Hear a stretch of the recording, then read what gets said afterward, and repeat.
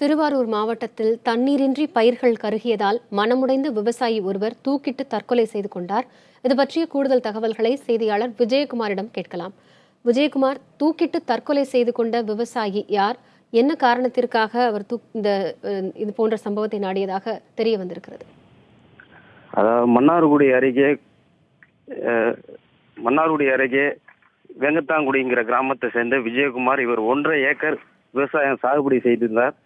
அந்த சாகுபடி தண்ணீர் இன்றி கரிய நிலை இருந்ததா 2-3 தினங்களாக மன உடைந்தல்ல இருந்திருக்காரு. இன்னைக்கு காலைல அவரு தன்னோட வயல்லையே தூக்கு போட்டு இறந்துட்டார்.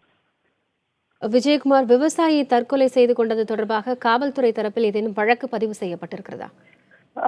அந்த களப்பால் காவல் நிலையத்துல வழக்கு பதிவு பண்ணி தற்போது மன்னார்குடி தலைமை மருத்துவமனைக்கு மேக பரிசோதனைக்காக எடுத்து சென்றிருக்காங்க மேடம்.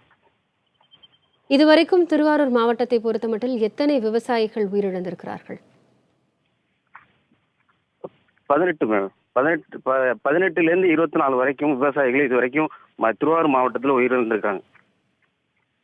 விஜயகுமார், உங்களுடைய தற்போதைய தகவல்களை தந்தமைக்கு நன்றி.